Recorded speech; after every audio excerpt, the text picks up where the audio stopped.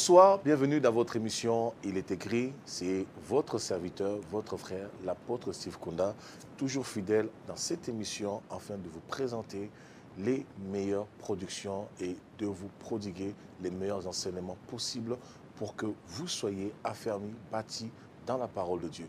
Nous avons commencé une série d'enseignements avec l'homme de Dieu, le pasteur Blaise Pongo, qui nous vient tout droit du Congo avec des nouvelles bien fraîches et un message frais et imbibé de la puissance du Saint-Esprit, d'une onction fraîche. On a parlé du ministère.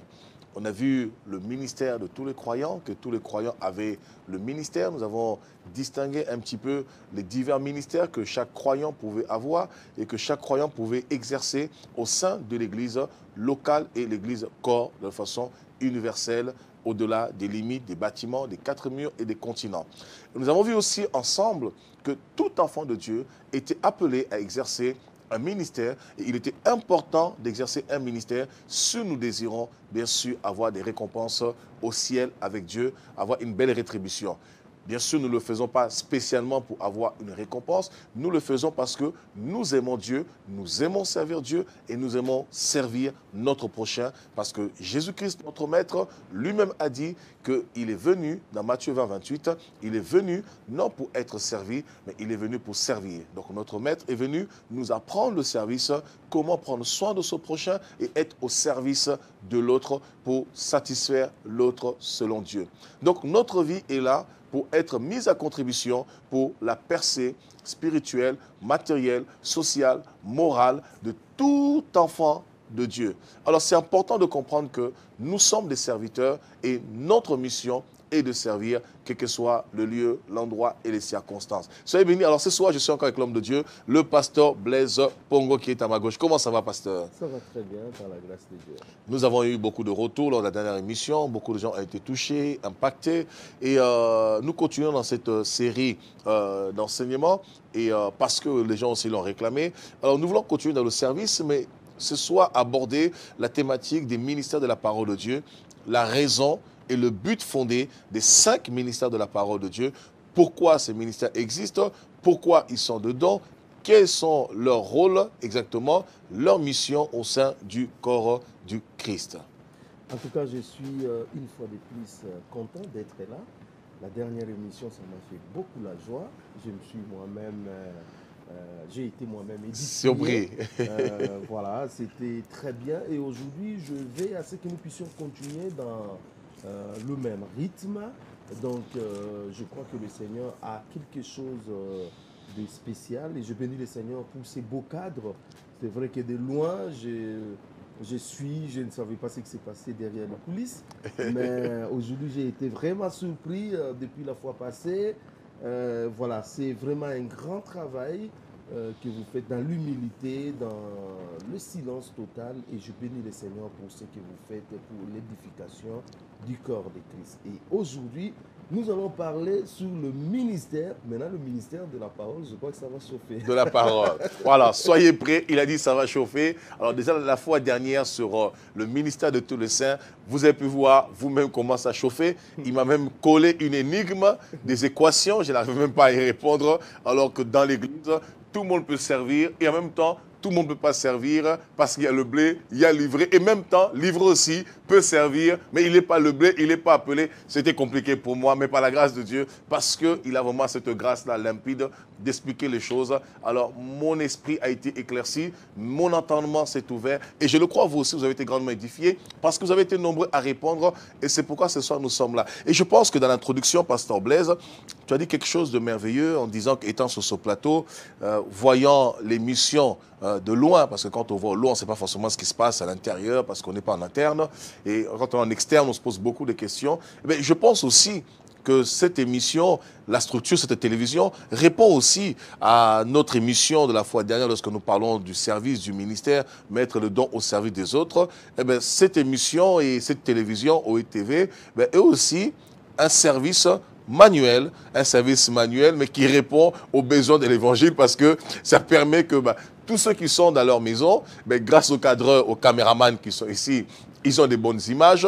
Grâce au plateau, on a un très bon décor. Grâce aux ingénieurs du son, on a un bon son. Et grâce à la réalisation, on a une bonne diffusion. Et les gens sont édifiés, sont encouragés. Mais tout ça ne relève pas du spirituel. Ce sont des dons, des talents manuels que Dieu donne. C'est comme dans une armée. Quand vous regardez la structure d'une armée, vous allez voir que quand on parle armée, on voit directement les soldats. Les soldats. Mais en réalité, ce n'est pas ça. Tout à fait. Il y a des soldats qui n'iront jamais au front. Tout à fait. Ils sont vraiment là dans l'administration. Si. Ils sont dans d'autres choses. Aujourd'hui, on a des soldats journalistes, on a des soldats. Mais vous allez vous rendre compte, vous posez la question, mais comment il est soldat, il est journaliste, qu'est-ce qui se passe? C'est ça une structure. C'est un corps. C'est-à-dire, c'est un corps. Et dans un corps, tout le monde n'est pas au tout le premier monde. plan. C'est-à-dire, il y a ceux qui sont derrière, il y a même ceux qui sont dans les coulisses, il y a même ceux qui ne se feront pas voir. Et très souvent, lorsque Dieu élève une personne, les gens voient seulement la personne qui est élevée dans le ministère, mais on ne se rend pas compte que derrière cette personne-là, il y a d'abord sa femme qui fait un grand travail, et puis il y a des gens qui sont incontournables. Tout à fait. Aujourd'hui, nous avons des gens dans nos ministères, s'il n'est pas là, tu sens vraiment qu'il y a un vide.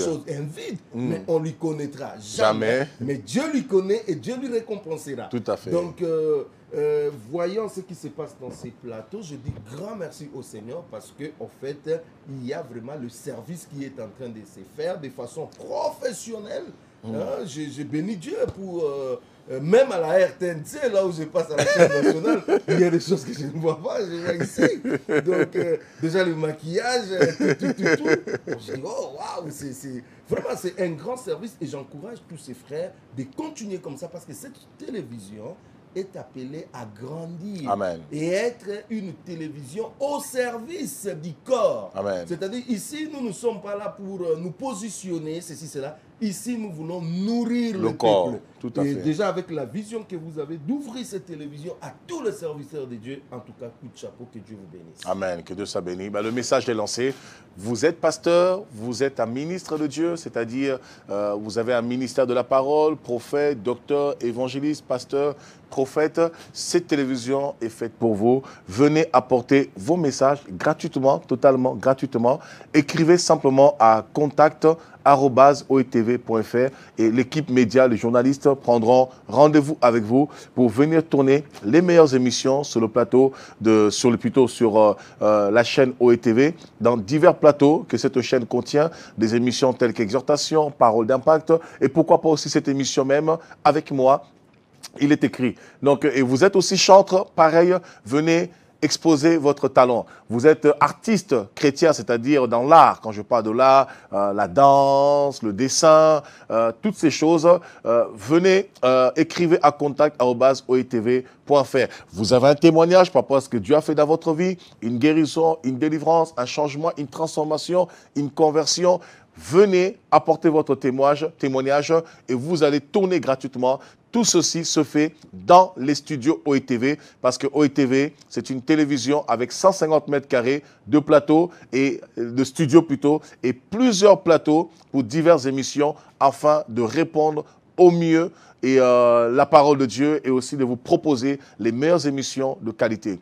Soyez bénis, n'hésitez pas, OETV est faite pour vous. C'est la télévision au service du corps et au service de l'évangile. Alors, pasteur, ce soir, nous allons parler des ministères de la parole de Dieu que nous trouvons dans Éphésiens chapitre 4, verset 11. Qui sont ces ministères de la parole de Dieu?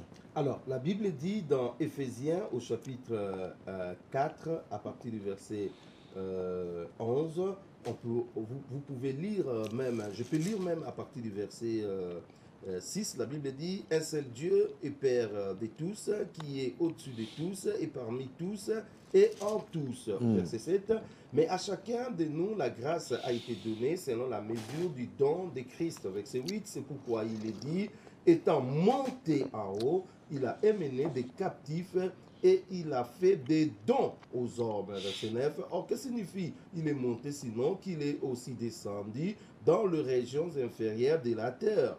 Celui qui est descendu, c'est le même qui est monté au-dessus de tous les cieux, afin de remplir toutes choses. Le verset 11. Et il a donné les uns comme apôtres, les autres comme prophètes, les autres comme évangélistes, les autres comme pasteurs et docteurs, pour le perfectionnement des saints en vue de l'œuvre du ministère et de l'édification du corps de Christ, ainsi de suite. Donc, ici, nous avons d'abord dans ces groupes de sauvés. Donc, j'insiste toujours, je commence toujours par dire, nous avons des appels. Le premier appel, c'est l'appel au salut. Alors, quand nous entrons dans cette barque du salut, Dieu maintenant regarde et il dit, oui, vous n'êtes pas sauvés pour juste rester pour comme croiser ça. les bras. Alors, tout le monde doit travailler. Et chacun commence à travailler par rapport à la charge, par rapport à la capacité, par rapport à ce que Dieu lui met comme talent, comme don à travailler. Et parmi ces gens-là, Dieu, il choisit. Il dit non, il y a à bâtir les corps, à édifier les corps. Et pour édifier les corps, ce n'est pas tout le monde qui va faire le travail. Il y a des personnes bien spécifiques que moi-même, je dois choisir et qualifier afin qu'ils bâtissent le corps. Et le corps n'est pas bâti par l'argent d'abord, le corps n'est pas bâti par l'intelligence, le corps est bâti par la parole. Cela veut dire, ces gens que Dieu va choisir pour bâtir, ce sont des gens qui sont qualifiés pour la parole, pour l'enseignement. C'est pour cela que je dis toujours, un ministre de Dieu qui ne sait pas enseigner, il n'est pas un ministre. Parce que le premier rôle d'un ministre de Dieu, c'est l'édification du corps, c'est-à-dire enseigner. Aujourd'hui, c'est surprenant. J'ai entendu beaucoup de gens qui disent « Moi, je ne sais pas prêcher, moi, je sais seulement faire des miracles. » C'est grave. Moi, je ne sais pas prêcher, moi, je sais seulement prophétiser. Qui dit ça? Dans mon pays. Des pasteurs. Des pasteurs. Il dit, ben, moi, les histoires de doctrine, là, ce n'est pas mon affaire. Moi, c'est guérir les gens. Moi, c'est prophétiser. Moi, c'est... Mais non, non, non. Donc, c'est plutôt un don ou c'est un ministre don de la parole? C'est-à-dire, c'est un don de miracle parce que je pense que c'est là où on doit éclaircir les choses. Parce que quand on va dans 1 Corinthiens chapitre 12, on nous dit c'est le même esprit qui opère avec une diversité de dons. Il a donné à un autre le don d'opérer des miracles, etc., etc. Alors, quand quelqu'un dit, moi je ne sais pas prêcher, je ne sais pas enseigner, moi c'est des miracles, c'est-à-dire cette personne-là a juste le don de miracle ou cette personne parle en tant que pasteur, ministère, don?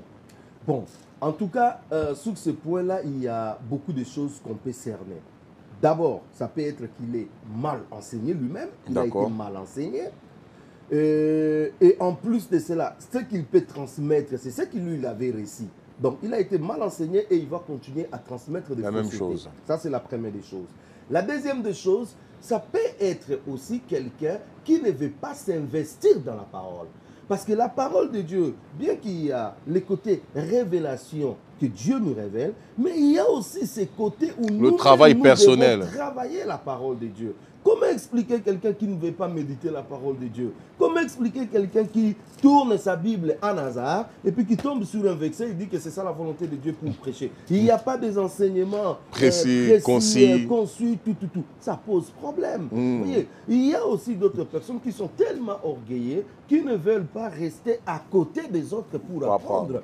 Dans l'apprentissage, il y a plusieurs cas. Mais comment ces personnes qui ne veulent pas rester à côté des autres peuvent-ils devenir pasteurs? Puisqu'on ne peut pas devenir pasteur comme ça si on n'a pas été à côté de quelqu'un. Je pense que dans le script de la Bible, après c'est vrai, il y a des autodidactes, des personnes que Dieu a appelées tout seul dans la caverne, dans une grotte ou sur une montagne, mais dans le principe biblique, hormis les apôtres, les apôtres et puis l'histoire de Paul aussi en parlait, quoique ça a été confirmé quand même, mais parce que Paul a été enseigné par Anania, on ne peut pas quand même devenir pasteur, docteur, évangéliste, apôtre comme ça, surtout dans notre génération, comme ça, par la magie du Saint-Esprit. Il faut comprendre, par exemple, Paul dit, c'est que moi je vous ai enseigné, il faut que vous soyez capable de l'enseigner à d'autres personnes. En fait, la culture de la parole, il y a une continuité. Il y a une continuité. Moi, je vous enseigne, vous devez reproduire fidèlement aux autres. C'est comme ça que la parole de Dieu a tenu jusqu'aujourd'hui. Tout à fait. Mais nous avons aujourd'hui des gens qui s'improvisent pasteurs.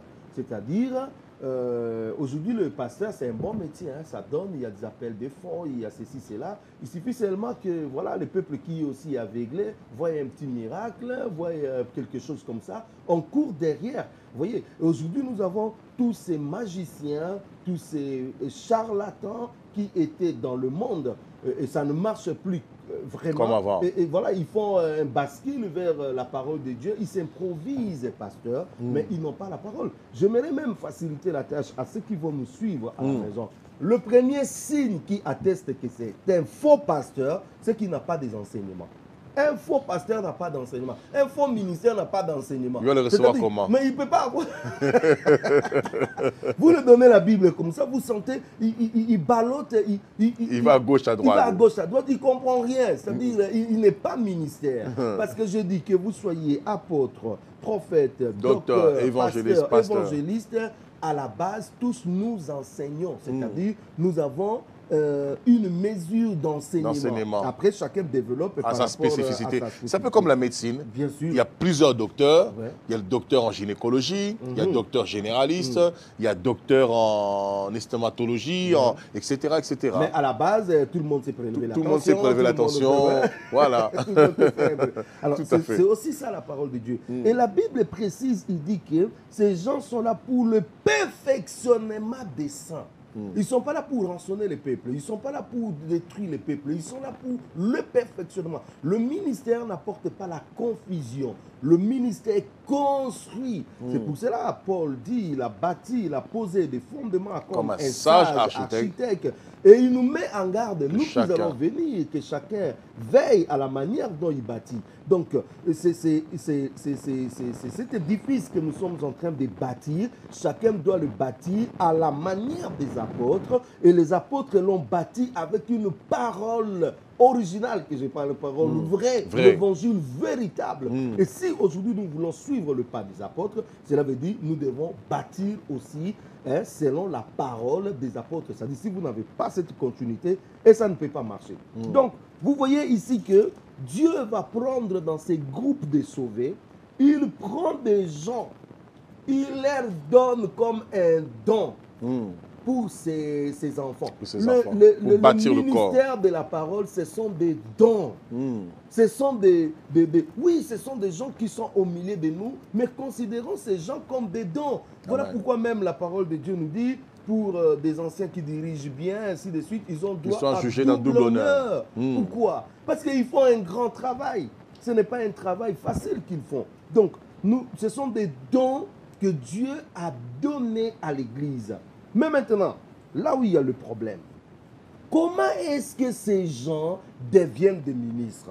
Ce n'est pas que tu te lèves le matin, tu dis, eh ben, moi aujourd'hui, je deviens pasteur. Non, non, non, non, non, non. Ça ne se passe pas comme ça. Il y a des gens qui se sont invités, et même dans le ministère, et ils ne seront pas récompensés. Ils ne seront pas, ils sont pas pris en compte. C'est comme vous avez une conférence ou bien vous avez une réunion, vous avez lancé des invitations et puis un monsieur s'amène comme ça, il ne sera pas pris en compte. Vous voyez, c'est le genre de ministre que nous avons aujourd'hui. Et je mets une parenthèse. De la même façon, Dieu a donné à l'Église des dons qui sont de ministère de la parole. De la même façon aussi, Satan a donné à l'Église des faux pasteurs, des faux ministres comme aussi dons pour détruire l'Église. Donc c'est pour cela, aujourd'hui, nous avons des faux et des vrais.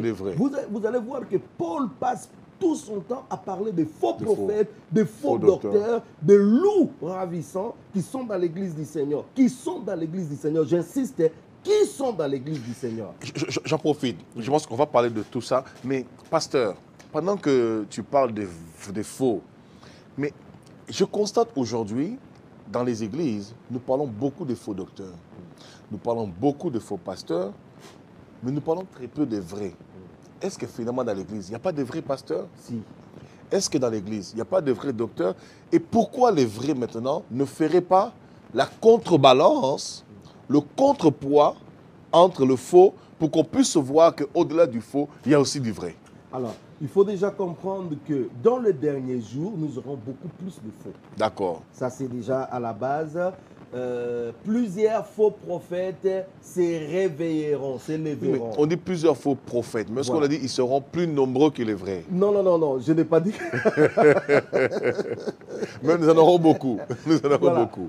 Mais en voyant la configuration de tout ce qui nous est dit pour les derniers jours, on sent que ça va être critique. Voilà, nous rendons compte que le vrai sera peu et le faux sera vraiment se manifester. Un grand nombre. Voilà. Donc, on a beaucoup plus le faux qui font leur apologie, qui font leur démonstration, que le vrai.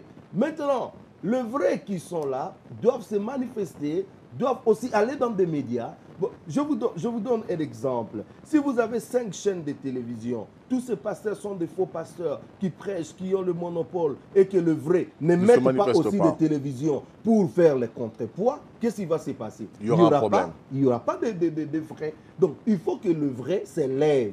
Il faut que le vrai fasse aussi le travail. Il faut aussi que des vrais soutiennent des vrais. Oh, nous avons aujourd'hui un problème, c'est que tout le monde se déteste. Et tout le monde est faux. Voilà, tout le monde juge l'autre faux. Donc c'est seulement moi qui est vrai, moi qui suis vrai. Moi qui parle, je suis vrai. C'est moi qui ai reçu du Seigneur, c'est moi qui ai... Donc les autres sont faux, faux, faux, faux, faux. Et ça pose un grand problème. C'est comme si nous souffrons de ces complexes, c'est comme si nous avons un problème de leadership, alors que ce n'est pas un problème de leadership, ça doit être la complémentarité. C'est-à-dire, ce que mon frère n'a pas, moi je le complète. Et c'est comme ça que nous faisons un bloc pour résister au fait des faux prophètes. Or, nous jugeons tout le monde faux, moi seul je suis vrai, et l'autre dit aussi que non, les autres sont des faux, moi seul je suis vrai, et ça pose aujourd'hui des sérieux problèmes dans l'Église. Il y a des vrais, mais c'est vrai. Il y a des vrais, mais des vrais là doivent s'élever et des vrais là doivent aussi travailler ensemble avec les autres. Aujourd'hui, la plupart des pasteurs disent non, non, non, non, je ne peux pas l'inviter dans mon église, je ne peux pas l'inviter dans mon plateau, je peux pas, sinon il va partir avec les gens, sinon il va pas. Mais ces gens-là sont des brebis du Seigneur. Nous devons travailler non avec un tel esprit, mais travaillons pour le corps. Donc c'est ça vraiment ce qui doit se passer. Alors ici, dans Éphésiens au chapitre 4, la Bible dit Dieu a qualifié des gens pour la parole. Comment est-ce que ces gens ont été qualifiés? Ils ont tous reçu d'abord un appel. Deuxième appel, l'appel au ministère et de façon spécifique. Dieu t'a dit personnellement, ne commencez jamais le ministère si Dieu ne vous a rien dit. Si, en fait, vous n'avez pas encore, en fait, discuté avec Dieu, en fait, entendu Dieu. S'il n'y a pas une approbation, une confirmation de Dieu. Une confirmation. Parce que le ministère, c'est la chose la plus difficile, je vous dis. Être docteur, c'est encore mieux. Être ingénieur, c'est docteur encore dans le monde, bien. Dans le séculier. Séculier. Être professeur, c'est bien. Être ceci, cela, un homme d'affaires, c'est bien. Mais être un ministre de la parole, un ministre qui a en charge les âmes, c'est quelque chose de très difficile. Les gens voient le ministère de loin, ils croient que le ministère, c'est se promener entre les avions, ils croient que le ministère, c'est porter une veste, venir devant les gens, commencer à parler. C'est ce que les gens pensent. C'est bien. C'est plus grand que ça. Le ministère, c'est quelque chose de très complexe. Le ministère, c'est un combat. Tu es comme un soldat qui est en avant-garde. Tu es au front. Tu es en confrontation directe avec le diable. C'est-à-dire, vous vous disputez le portion du royaume. C'est-à-dire, vous devez avancer avec votre ministère parce qu'à chaque fois que votre ministère s'élève, le diable aussi se lève. Le diable est en train de perdre des âmes. Et en même temps, il vous rend service aussi. Ah ben, il vous rend service. Au même moment, il vous combat. Au même moment, il vous met des coques à jambes. Donc, si vous n'avez pas été appelé de Dieu, vous pouvez... C'est pour cela aujourd'hui, vous avez des gens qui disent que non, je démissionne. Il était pasteur, il a démissionné. Mais comprenez que quand on devient pasteur, on ne démissionne pas. Quand on devient apôtre, on ne démissionne pas. C'est quelque chose qui est toute la vie. Amen. Donc, c'est que vous n'avez pas été appelé. Parce qu'il y a des fois des coups que nous recevons. Pourquoi des pasteurs aujourd'hui se suicident? On voit une prolifération des pasteurs qui font des AVC. On voit une prolifération des pasteurs qui se suicident. Il n'y a pas longtemps, un pasteur aux États-Unis qui a une très grande église, il s'est tiré une balle balle et se suicider, des pasteurs qui font la dépression, des pasteurs qui se suicident, des pasteurs qui disent qu'à moi j'arrête le ministère, j'en peux plus, j'en ai marre, je dépose la clé. Qu'est-ce qui fait ça? Parce qu'ils n'ont pas été appelés? Ça cause des problèmes à cause... Je disais que le ministère, c'est une pression énorme. Et vous devez être sûr que dans ces pressions que vous voulez entrer, il y a la main de Dieu qui est avec vous. Parce que celui qui est appelé de Dieu et qui fait confiance à Dieu, le pression ne peut pas lui détruire. Amen. Parce que la Bible dit, ils vous feront la guerre, mais ils ne remporteront pas sur vous. Vous savez que nous avons reçu des hyperkits terribles, tués par terre. Le ministère là, tu dis à ta femme, moi je dis à ma femme, je dis le ministère là c'est fini, hein, donc j'arrête tout ça, tu vois. Et puis hypercute. Hypercute terrible. Et puis quelques jours seulement. Le diable fait de la boxe maintenant. Quelques jours après, tu vois, on te dit que quelqu'un est là, il te dit, pasteur, j'ai un problème. Dieu m'a dit de venir te voir, que tu pries pour moi. C'est pas possible. Je vais faire semblant de prier pour lui. Et puis pendant que tu mets ta main, quand l'onction le prend, tu sens que... c'est pas possible. Donc, je ne suis pas mort, je suis toujours là. Je suis encore vivant. Pas de chaos debout. Pas de chaos debout. Donc, cela veut dire, le ministère, c'est une pression énorme. C'est un combat. Si vous n'êtes pas qualifié à cela, vous allez fuir. Paul dit à Éphèse, j'ai combattu contre des bêtes sauvages. C'est-à-dire, vous devez être prêt de combattre les bêtes sauvages. Il a dit, j'ai été en péril de la part des faux prophètes. J'ai été en péril. C'est-à-dire, le ministère, tu te mets dans une position. Tu es exposé, tu t'exposes. Les gens voient seulement la partie gloire. Quand Dieu agit. Dieu agit. Tout à fait. Mais est-ce que vous savez, pour que Dieu agisse, combien nous souffrons avant de voir tout ce que Dieu fait les merveilles. Mais c'est d'abord la souffrance. Donc si quelqu'un n'a pas été appelé, ne vous aventurez pas. Vous pouvez mourir. Il y a des combats. Un jour, je suis allé prêcher à la télé. J'ai prêché, j'ai dénoncé. J'ai senti moi-même que je détruisais des choses. Je rentre à la maison comme ça, je dors, je vois tous les mauvais esprits de Kinshasa venir entourer ma maison. Il dit, aujourd'hui, nous sommes venus te détruire parce que tu parles trop à la télé. Et là, ça commence à faire trop, on va te détruire. On a envoyé une dame avec une lionne. Et la dame est entrée dans ma maison. J'ai fui le salon. J'ai fui le salon et la dame me dit, ah bon, tu commences à fuir. Aujourd'hui, tu vas voir. On va t'attraper. On va t'attraper, on va te manger. Et j'ai fui, je suis entré dans la chambre. Malheureusement pour moi, la chambre avait des antivols. C'est-à-dire, je ne pouvais pas rentrer. Je ne pouvais pas faire.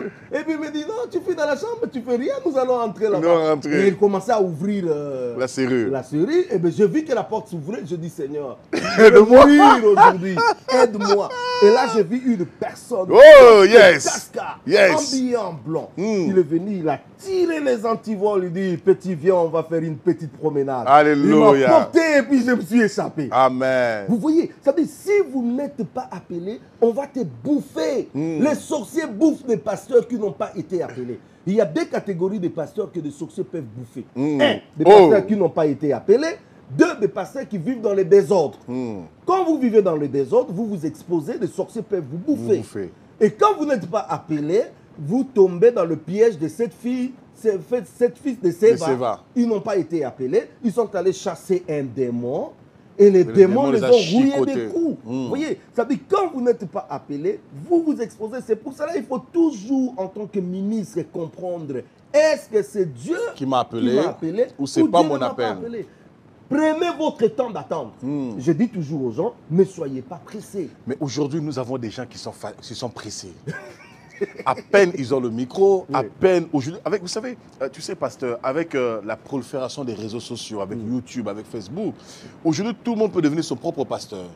Parce qu'avec Facebook, on peut avoir un auditoire. C'est-à-dire, même un chien qui allume seulement Facebook, les gens se connectent. Vous voyez un petit peu. Donc, ça devient un auditoire et inconsciemment, chacun devient pasteur avec Facebook, ses réseaux sociaux. Et les gens après, le fait qu'il donne un message, une exhortation, une instruction, une parole, et que les gens appuient derrière, automatiquement, ils prennent le vêtement, le manteau pastoral. Est-ce que c'est normal? C'est pas normal. Je suis contre tous les pasteurs qui n'ont pas des églises, mais qui se font église sur le Facebook, sur le WhatsApp, sur les réseaux sociaux. C'est pas correct. C'est pas correct. Mais pourquoi ils diront c'est un moyen? Oui, c'est Paul a un dit moyen. dans 1 Timothée 4, verset 1, en toute occasion, favorable ou non favorable, prêche la parole, insiste, censure. Non, il n'y a pas de problème. Ce sont des moyens pour que nous puissions véhiculer l'évangile. Mais on ne peut pas être pasteur sur Facebook, ça n'a pas de sens. On ne peut pas être prophète de WhatsApp, prophète sur YouTube. WhatsApp, Non, ça c'est pas correct. Mais il y a du peuple. J'ai un peuple nombreux qui me suit dans le Facebook, mais je suis pasteur quelque part. Quand je suis venu ici, je ne travaille pas sur le YouTube. Je travaille dans les églises locales. Ce sont les églises locales où je défie, je fortifie, je fais ces corps à corps. Vous savez, je vais vous dire une chose, mon frère. Beaucoup de gens n'ont pas encore dirigé le peuple de façon corps à corps. Des fois, ils disent des choses quand tu les regardes comme ça. Qui ne maîtrisent pas. Qui ne maîtrisent pas. Tu le regardes comme ça, tu dis, il ne comprend rien de ce qu'il raconte. dit. Il ne comprend rien de ce qu'il dit. Il y a des fois, tu n'as pas besoin de faire quelqu'un la délivrance. Tu montes à la chair comme ça, tu prends le micro, tu dis Alléluia, que Dieu soit béni. Et puis il y a une personne qui est tombée là-bas, la délivrance commence. Est-ce que c'est moi qui lui ai demandé de faire une délivrance? Non. Mais ce sont des choses, si tu n'as pas vécu ces corps à corps, si tu n'as pas travaillé dans une église locale, tu ne vas pas comprendre. Tu ne vas pas comprendre. C'est pour cela que nous avons tous ces désordres et c'est l'Internet qui est aussi à la base de ces désordres parce que les gens ont mal compris. Est-ce la faute d'Internet? Non. Ou la faute de ces gens qui sont allés. Des gens qui sont allés sur Internet, ou bien la faute des églises où ces gens sont sortis. Non, parce que, pasteur, tout à l'heure, tu as donné le principe de Timothée. Dans 2 Timothée chapitre 2, Paul dit à Timothée, au verset 2, « Ce que tu as reçu de moi, confie-le à des hommes fidèles et capables de l'enseigner à d'autres. » Donc, il y a une chaîne. Mais lorsque, à un moment, la chaîne se casse, c'est là où vient le problème. Bien sûr, c'est là où il y a les problèmes. Parce que ces personnes ont commencé dans une église, soit elles ont eu des frustrations, des blessures, elles se sont retirées et maintenant elles deviennent elles-mêmes, par elles-mêmes, autoproclamées, via Facebook, YouTube, elles deviennent des pasteurs. L'église est l'ensemble des appelés ordés. L'église, ce n'est pas une personne. Hors de Facebook. non, je n'ai pas dit hors du monde. D'accord. C'est-à-dire, l'église, c'est toujours un ensemble de gens. Maintenant, ce n'est pas parce que j'ai eu un problème X avec quelqu'un, je peux quitter cette église, entre guillemets, locale, mais je dois évoluer dans une église locale. Lorsque une personne se lève sur l'Internet pour dire qu'il est pasteur, il faut toujours lui poser la question. Il faut une trace. C'est quoi ton église? C'est quoi ton assemblée? Où est-ce que vous vous réunissez? Parce que s'il n'a pas là où c'est réuni, quand je parle l'assemblée, je ne dis pas forcément que ce soit une grand bâtiment. assemblée. Non, je dis là où il s'est réuni avec deux frères. Oui, mais pasteur, c'est important. Pasteur, il y a des gens qui vont te dire, moi je suis à la maison chez moi, mon assemblée c'est ma maison, il y a 2-3 personnes. Et ces 2-3 personnes, il y a sa femme et ses enfants. Là, c'est un problème. Là, bon, là, c'est... Parce qu'il peut se réunir avec sa femme, ses enfants et 2 amis. 2 amis. Puisque l'église commence à partir de 3. Bon, de toutes les façons, 2 ou 3. Si c'est réuni à 2 comme ça, cela veut dire après 1 mois, 2 mois, 3 mois, l'église va grandir. Parce que l'église va toujours en flèche. Ça grandit. C'est-à-dire, si cette église-là reste toujours ta femme et tes enfants, là où il y a un problème. Il y a un problème. Et puis tu vas voir une personne comme ça porte le nom d'apôtre, porte le nom du prophète, il prophétise où, il est apôtre où. Mais je vais venir là. Tous ces titres que les gens ont maintenant, parce que, à mon avis, ce sont des charges que le Seigneur nous donne. Mais nous, aujourd'hui, nous en avons fait des titres. On croit que quand on dit apôtre, c'est quelque chose. Non, on n'est pas apôtre par rapport au titre. On est apôtre par rapport au service, à la charge, au travail que vous faites. Et moi, je dis, c'est inutile de s'autoproclamer que moi, je suis apôtre. Mais il faut que les gens voient l'apostolat. Si tu ne manifestes pas les fruits. Si tu ne manifestes pas les fruits. Je pense que c'est très bien. Nous allons aller dans le vif du sujet. Nous sommes déjà depuis tout à l'heure pour essayer de comprendre. On a décortiqué un petit peu les faux, ceux qui peuvent être sur Facebook, sur YouTube, etc. Maintenant, à la lumière de la parole, ceux qui sont appelés véritablement aux 5 ministères. On l'a si bien lu tout à l'heure dans Éphésiens 4, au verset 6 à 13. Tu as fait la lecture. Quel est leur rôle, leur fonctionnement dans l'Église? C'est édifier, c'est paître, c'est encourager. Mais au-delà de ça, quelle est véritablement leur fonction dans l'Église? Alors, il faut savoir que ces 5 ministères ne fonctionnent pas seulement dans les églises locales. Ces 5 ministères, c'est pour tous les corps. C'est-à-dire, si vous êtes apôtre, vous êtes prophète, vous êtes pasteur, partout où vous passez, là où il y a une église du Seigneur, vous pouvez exercer. Parce que vous n'êtes pas seulement appelé à prêcher au Congo, à prêcher en France, à prêcher, non. Vous pouvez exercer la parole prêchée partout où il y a une église. Pasteur, de nos jours, véritablement, un pasteur qui est établi aux États-Unis peut aller au Congo, rentrer dans une église et exercer. Bien sûr.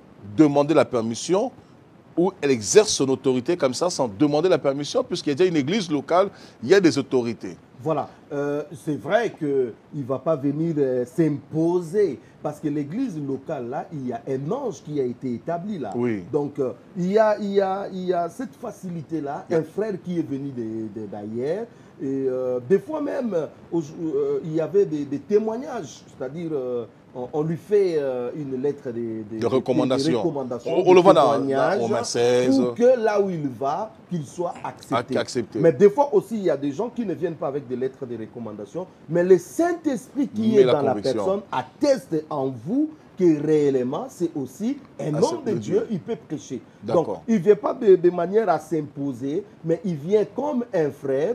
Et ses frères à lui reconnaissent la grâce qui est en lui. Et puis ça marche. Il y a même des endroits où vous allez comme ça, on vous dit tu es ministre mais on n'a pas confiance en toi. On te donne d'abord ça pour qu'on t'écoute. Une exhortation. Une exhortation. Et puis quand tu fais le travail, les gens oh, oui, il a vraiment la grâce. Frère, est-ce que tu peux prendre même 2 mois ici, rester ici? Vous voyez, parce que les gens ont envie la grâce. Le ministère, je dis toujours, ça c'est pour toi. Hein? Ça c'est ton appel avec Dieu.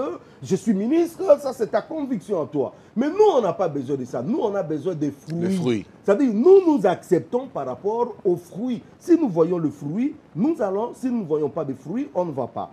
Donc, le ministère, c'est d'abord pour tous les corps. Mais lorsque ce ministère, par exemple, vous êtes apôtre, vous pouvez aller partout dans le monde comme étant un apôtre. Mais si vous exercez dans cette église locale, vous devenez automatiquement aussi ancien. Ancien et pasteur de l'église locale. Voilà, c'est pour cela que vous voyez dans 1 Pierre chapitre 5, je crois sous le verset 1, Pierre dit, je vous exhorte, moi ancien comme eux. C'est-à-dire, dans l'église de Jérusalem, Pierre était ancien. Mais il était aussi apôtre. Vous voyez? Donc, quand nous exerçons au sein d'une église locale, nous devenons anciens. Et comme nous sommes anciens dans une église locale, nous sommes aussi régis par le critère des anciens. Cela veut dire que nous devons être mariés d'une seule femme, nous devons être pas livrés au vin, nous devons... voilà, tout ça. Mais pasteur, là, vous êtes en train de toucher aux choses sensibles parce que aujourd'hui, si je comprends bien, si un ministère est établi dans l'église locale, le ministère est régi selon le code des anciens dans 1 Timothée 3. Bien sûr. Les anciens et les diacres. Bon, plus anciens que diacres, parce que c'est plus ancien que diacre. Donc, il doit être marié d'une seule femme. Mais nous avons... Et donc, s'il n'est pas dans l'église locale, là, par contre, il est libre de faire ce qu'il veut. Non. Je ne dis pas ça parce que déjà, quand il est... C'est-à-dire qu'il soit marié, qu'il ne soit pas marié, ce n'est pas grave. Parce que dans l'église locale, la Bible est claire. Il faut qu'il soit le mari d'une seule femme. Mais quand on nous dit aujourd'hui, nous avons des prophètes qui prophétisent, qui prêchent la parole de Dieu, qui sont ministres de la parole de Dieu. Nous avons des apôtres, nous avons des pasteurs, mais qui ne sont pas mariés d'une seule femme. Il y en a qui sont polygames et il y en a qui sont divorcés, même divorcés 2 fois, 3 fois, 4 fois. Toi, en tant que pasteur établi dans le corps, quelle est ta vision par rapport à ça? Parce que si tu nous parles, si tu nous dis aujourd'hui, parce que c'est très important, nous avons beaucoup de personnes qui nous suivent dans le monde entier, pasteur, c'est très important. On ne stigmatise pas quelqu'un, nous devons prêcher la parole de Dieu, enseigner, pour nous-mêmes d'abord nous libérer, aussi tous ceux qui nous suivent. Nous sommes dans un temps de confusion, tu l'as dit si toi-même, parce que le diable aussi envoie ces faux pasteurs, ces faux apôtres qui rentrent sournoisement des fausses doctrines. Et aussi tout à l'heure, toi-même tu as dit, il faut que les vrais parlent. Et la Bible dit dans Proverbe, parce que les justes se taisent, les méchants se multiplient, ça croît. Donc, c'est important aussi que nous puissions parler, non pas parce que nous sommes plus justes que les autres, mais parce que nous avons certaines connaissances que d'autres ne connaissent pas forcément. Il y a une complémentarité. Alors, qu'est-ce qu'on peut dire aujourd'hui des pasteurs qui sont ministres de la parole, déjà qui ne respectent même pas le premier critère, c'est-à-dire ils ne sont pas dans le critère de voyager partout dans le monde, mais qui sont dans le critère d'une église locale. Ils sont apôtres, prophètes, docteurs, évangélistes, mais ils travaillent dans l'église locale, mais qui sont mariés et divorcés. Est-ce que ces personnes respectent ce critère-là? Alors, il faut dire que d'abord, le fait que nous avons déformé aussi la parole de Dieu, nous avons mis les accents sur mon église. Ça, c'est l'église de notre communauté.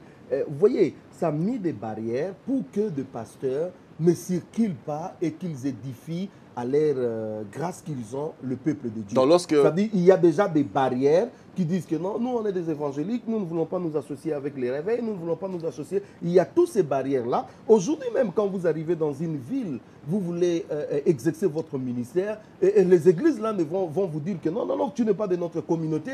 Voilà déjà tu n'es pas de notre fédération. Voilà, même. Fédération. Donc déjà nous avons mis des barrières pour ne pas permettre vraiment aux vrais enfants de Dieu d'exercer leur ministère. De deux, si vous arrivez dans une ville et qu'on vous cède pas la chair, mais vous pouvez exercer dans la rue, prêcher la parole de Dieu dans la rue, faites un corps à corps. Vous allez sans doute trouver toujours des enfants de Dieu. Aujourd'hui, c'est facile avec la communication, tout. Vous allez toujours trouver. Moi, quand je voyage, même si je prêche un groupe de gens seulement, ce n'est pas un problème. L'essentiel est que je fais le ministère pour le corps. Vous voyez? Alors, Dieu a mis un mécanisme. Écoutez bien.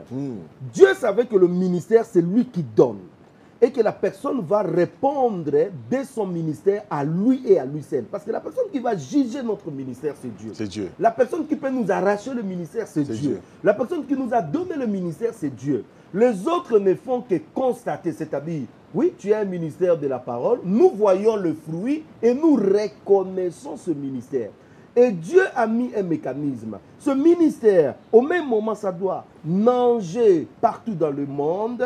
Nager partout dans le monde, ce ministère va travailler partout dans le monde, mais Dieu, pour mettre un peu de mécanismes de contrôle, il veut à ce que ce ministère travaille aussi dans une église locale. Et c'est dans cette église locale qu'on contrôle le ministère. Vous voyez, les gens qui ont des ministères, même Paul, quand il allait, il retournait quelque part. Soit il va se baser en Antioche, soit il rentre à Jérusalem. Pourquoi il rentrait à Jérusalem rendre des comptes? Des comptes. Il rend des comptes là-bas. Il ne dit pas que non, moi j'ai été déjà ministre, je suis libre maintenant. Il retourne à Jérusalem et on lui pose des questions, il répond, il étale sa vision des choses et les autres comprennent et ils voient qu'est-ce qu'ils doivent faire. Et aujourd'hui, nous avons des ministères qui ne veulent pas se faire contrôler. Ben, les gens sont devenus des boss pour eux-mêmes. Ben, voilà, ça c'est un autre problème, ce n'est pas bien. C'est pour cela, nous faisons même aujourd'hui comme Dieu nous élève, nous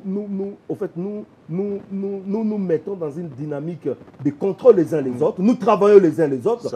C'est-à-dire, je peux parler carrément à mon frère ce que je pense, et ainsi de suite. On crée une sorte pour ne pas tomber dans l'erreur d'être contrôlé. Tout à fait. C'est-à-dire, je vais faire quelque chose, j'appelle mon frère Kunda, j'appelle mon frère tel, j'essaye un peu. Qu'est-ce que tu penses de cette vision que Dieu m'a donnée? On essaie de m'arrêter. On essaye, si j'ai un problème, j'appelle les autres, ils peuvent me dire non, non, non, tu ne peux pas. Là, c'est pas bon. C'est pas bon. C'est dans ce sens-là. Donc, on se met dans une dynamique où on peut être contrôlé. Mais comme vous exercez dans cette église locale. C'est là où on doit vous contrôler. Comme un ancien, est-ce que l'apôtre Kunda est digne de la vocation? Il est digne d'exercer. On regarde votre vie. Maintenant, il se donne au vin. Eh bien non, vous ne pouvez pas exercer. Et si l'église locale refuse à ce que vous exercez, cela veut dire que le corps aussi refuse. Vous voyez, c'est-à-dire si l'église locale accepte que vous exercez, cela veut dire automatiquement le corps aussi doit accepter. Accepte. Parce que vous ne pouvez pas avoir des problèmes dans l'église locale et puis vous allez exercer, ça ne marche pas. Mais il y a des gens justement, je suis vraiment désolé parce que je veux faire un petit mélange un petit peu rétrospectif. Il y a des gens aussi comme dans l'église locale où ils ne respectent pas, ils quittent dans la rébellion, mais ils vont travailler dans d'autres églises, mais qui ne sont pas forcément pasteurs. Là, c'est vrai que nous parlons plus des ministères de la parole de Dieu, mais nous avons ce type de cas, des personnes qui sont dans l'église locale, par exemple, ils sont assis ou ils sont sous discipline, et ils ne veulent pas être sous discipline, ils se retirent et ils vont ailleurs. Et quand ils vont ailleurs, ben, ils se recommandent eux-mêmes. Et puis le pasteur qui est sur place ne cherche pas à savoir d'où vient la personne. Et puis d'un seul coup, on laisse la personne travailler, des fois même reconnaître la personne pasteur. J'ai appris quelque chose qui m'a très grandement choqué. Il y a 3-4 mois de cela, un pasteur m'a appelé et puis il m'a dit écoute, je traverse quelque chose de compliqué.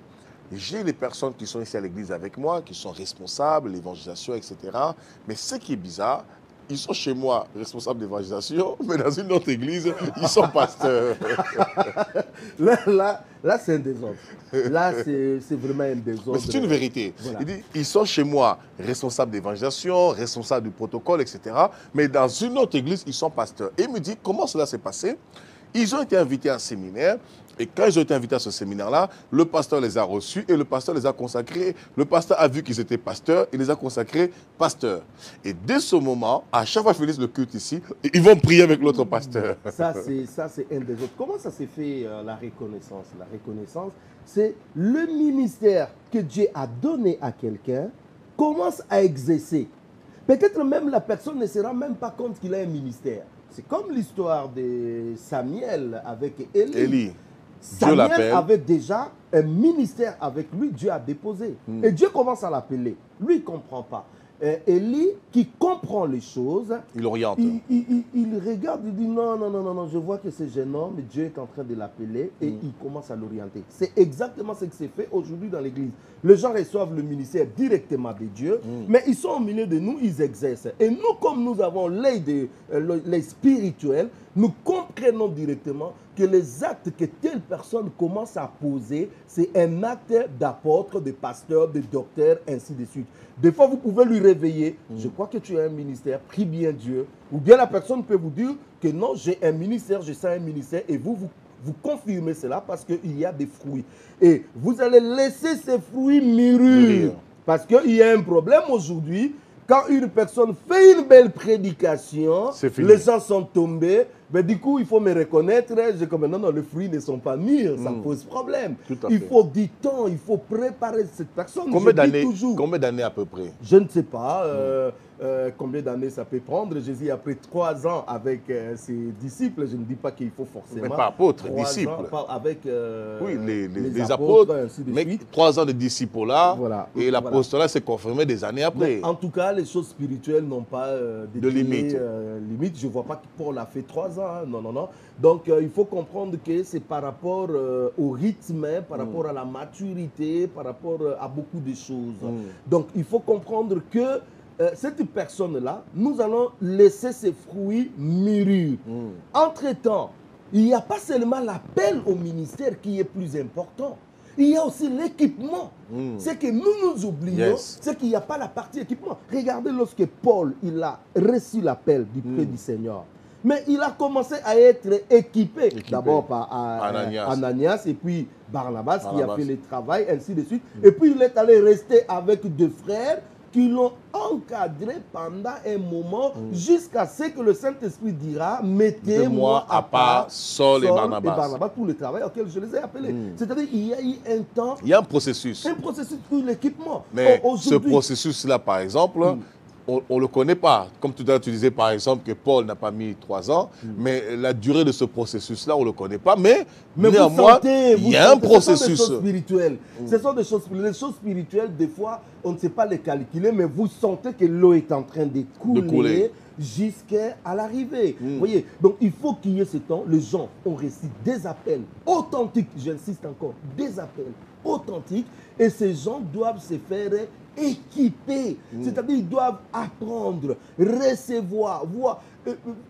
Sur ces points-là, il ne faut pas aller vite, il faut apprendre. Prendre le temps. Moi, il y a beaucoup de choses que j'ai appris de la part de ceux qui m'ont encadré. J'ai appris des choses, comment faire les services, comment prêcher. Quand vous prêchez comme ça, attention, ne détruisez pas seulement. Vous savez, il y a cet équilibre-là qu'on peut apprendre qu'à côté des autres. Tout à fait. Et ce n'est qu'après que l'Église va maintenant reconnaître le ministère. C'est-à-dire l'Église approuve. L'Église dit maintenant, oui, ce que Dieu t'a donné, nous pouvons maintenant l'approuver. On reconnaît le ministère et la personne est lancée dans son champ. Waouh, nous arrivons à la fin de cette émission. C'est tellement passionnant. Nous avons même dépassé. On n'a même pas cité le travail de chaque ministère. Je ne suis pas encore arrivé là. Je pense que nous aurons une prochaine émission. C'était tellement passionnant. Je vous l'ai dit quand nous sommes avec le pasteur Blaise. Le temps passe vite. Nous avons même débordé de 20 minutes. Et vraiment, nous sommes très, très encouragés, très édifiés. Et je le crois chez vous-même, vous êtes très encouragés. J'avais une question à poser, pasteur Blaise, mais je crois que ce sera la prochaine émission. Ma question était, qu'est-ce qui atteste vraiment, puisque au-delà du fait que la personne elle-même ressent l'appel de Dieu, Dieu lui parle et elle est convaincue, mais qu'est-ce qui va attester cela aux yeux de tous? Mais je pense que tu l'as répondu quand même, c'est reconnaître les fruits. Vous avez par exemple le cas de Paul. Vous savez que Paul, lorsqu'il s'est converti, les autres étaient trop sceptiques envers lui. Parce que tout le monde savait que c'est lui qui quittait l'Église.